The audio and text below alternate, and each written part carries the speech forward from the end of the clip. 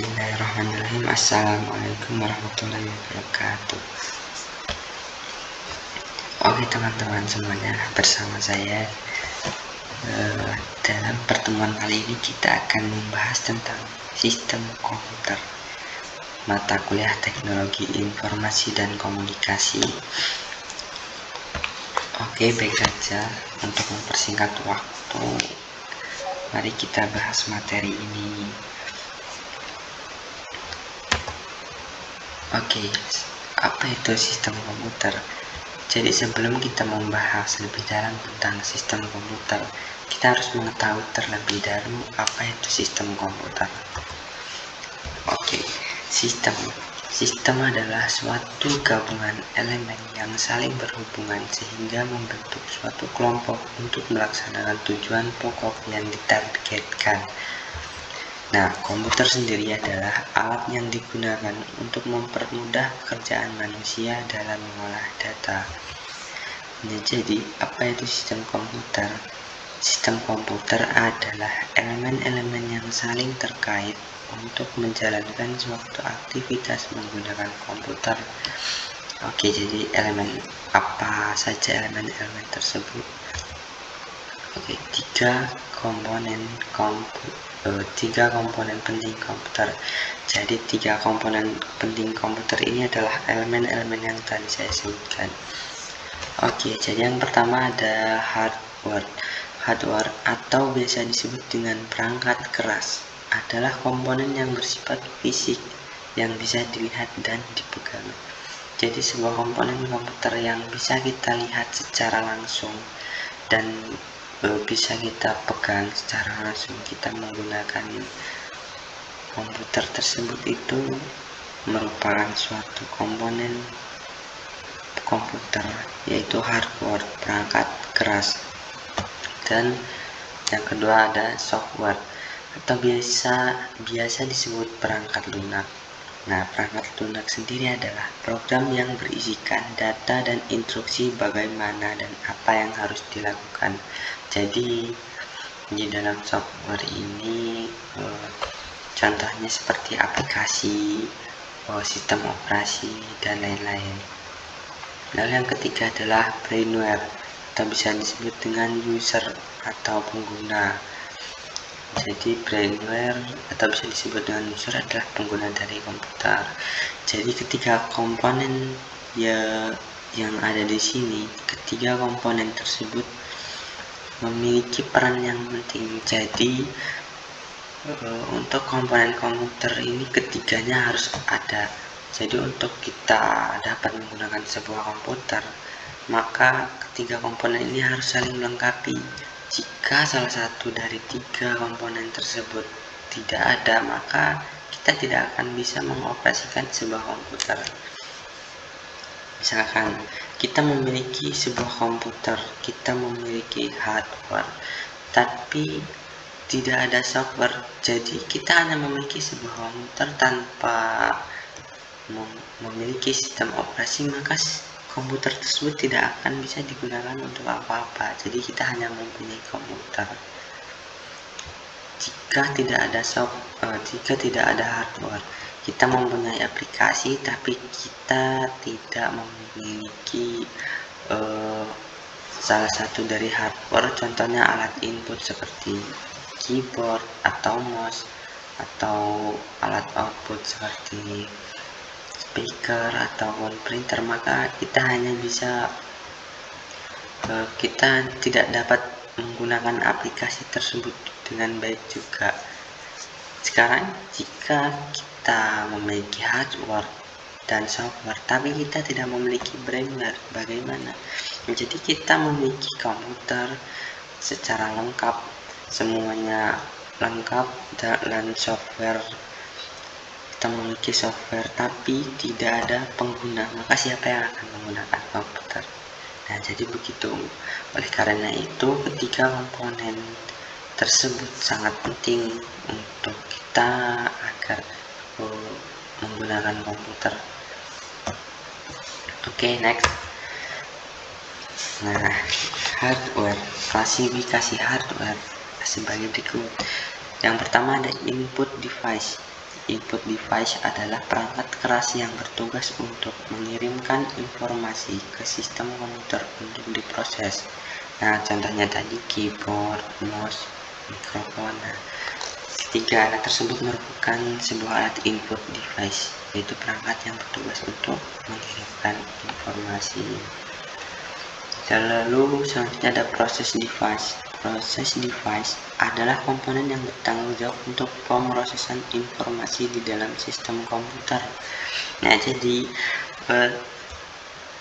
sebuah perintah yang kita inputkan oleh input device tadi akan segera langsung diproses oleh proses device tersebut, lalu nanti akan menghasilkan sebuah hasil yang menghasilkan output yang akan ditampilkan oleh output device. Nah, output device sendiri adalah perangkat yang bertugas menampilkan hasil pemrosesan. Jadi perintah yang telah diproses oleh proses device tadi akan ditampilkan langsung oleh output device, bisa melalui contohnya monitor, proyektor, atau speaker. Untuk proses device tersebut contohnya CPU atau Central Processing Unit, memori, prosesor, RAM, hard disk, dan masih banyak lagi. Nah, oke, ini kita memiliki sebuah contoh gambar hardware. Jadi di sini ini adalah mouse, keyboard ini sebagai alat input. Lalu ini di sini ada RAM, ini motherboard, lalu hard disk, CD-ROM. Nah, itu sebagai alat proses device ini. Lalu ada printer, ini CPU itu sebagai alat proses device juga. Ini printer, ada monitor. Nah, ini speaker itu sebagai alat output device. Oke, lanjut. Nah, sekarang software juga diklasifikasikan menjadi, yang pertama ada sistem operasi atau operating software, perangkat lunak yang diperlukan untuk mengendalikan dan mengkoordinasikan seluruh aktivitas komputer dan menangani komunikasi antara komputer dengan user. Contoh Windows, Linux. Nah, oke, jadi ketika kita memiliki sebuah komputer, maka hal yang paling pertama dan terpenting adalah kita harus memiliki sebuah sistem operasi. Tanpa sebuah sistem operasi di komputer tersebut, maka kita tidak akan dapat menggunakan komputer tersebut dengan baik. Jadi komputer tersebut hanya bisa menyala tapi tidak bisa kita gunakan untuk keperluan kita. Jadi maka jika kita memiliki sebuah komputer, apalagi misalkan komputernya baru, jadi langkah yang pertama paling awal itu kita harus menginstal sebuah operating software. Nah, yang kedua adalah perangkat lunak aplikasi, software application. Nah, software application ialah bagian dari software komputer yang menggunakan kemampuan komputer secara langsung dan menyeluruh untuk mengerjakan suatu tugas atau fungsi tertentu sesuai dengan kebutuhan pengguna. Nah, jadi perangkat lunak ini merupakan aplikasi. Nah, jadi misalkan kita ingin menggunakan sebuah komputer atau laptop untuk membantu menyelesaikan tugas dalam mengolah data contohnya. Nah, kita bisa menggunakan aplikasi atau software yaitu Microsoft Office. Lalu ketika kita ingin mendesain atau mengedit sebuah foto, kita bisa menggunakan Photoshop, ataupun kita ingin menggunakan laptop untuk mengedit sebuah video, kita bisa menggunakan software atau aplikasi yaitu Filmora dan lain sebagainya.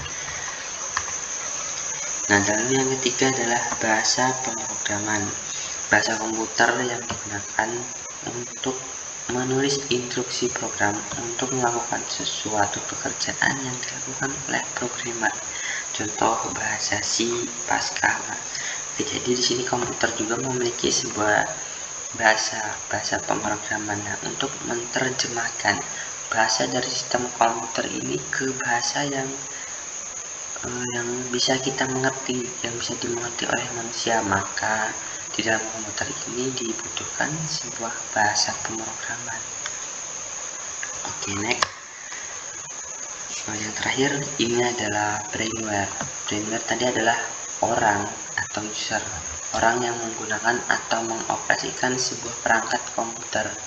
Brainware juga sering disebut dengan sebagai perangkat intelektual yang memakai dan menjelajahi kemampuan hardware ataupun software. Pengguna komputer bisa disebut dengan user, namun user sendiri ada macamnya itu. Nah, oke, sebelum kita membahas macam-macam user, jadi semua orang yang menggunakan komputer, termasuk kita contohnya, meskipun kita hanya menggunakan komputer untuk contohnya bermain game atau lain sebagainya, kita sudah bisa disebut dengan brainware atau user, pengguna komputer. Oke, jadi macam-macam brainware itu, yang pertama adalah programmer. Programmer adalah orang yang mempunyai kemampuan dalam bahasa pemrograman, sering berperan sebagai pembuat perangkat lunak yang diperlukan pada sistem komputerisasi. Jadi programmer itu adalah orang yang mempunyai kemampuan yang biasanya mereka melakukan rekayasa perangkat lunak atau membuat aplikasi ataupun dan lain sebagainya. Lalu selanjutnya ada administrator. Administrator adalah orang yang bertugas mengelola sebuah sistem operasi dan program digunakan pada komputer atau jaringan komputer. Nah, ya, contohnya seperti pada sebuah perusahaan, pasti di sebuah perusahaan tersebut memiliki administrator yang dia itu mengatur contohnya mengatur jaringan komputer pada perusahaan tersebut, begitu. Oke, yang terakhir ada operator. Operator adalah orang yang menjalankan sistem operasi dalam perangkat komputer. Jadi operator hampir sama sih dengan administrator. Jadi intinya operator itu adalah orang yang menjalankan sistem operasi dan program dalam perangkat komputer. Nah, oke teman-teman, jadi demikianlah tadi pembahasan dari saya tentang sistem komputer. Jadi cukup sekian pembahasan dari saya tadi, teman-teman. Jika ada kesalahan saya mohon maaf. Saya akhiri pertemuan kita kali ini, dan saya sekali lagi mohon maaf jika ada kesalahan ataupun yang saya sampaikan kurang jelas. Saya akhiri. Wassalamualaikum warahmatullahi wabarakatuh.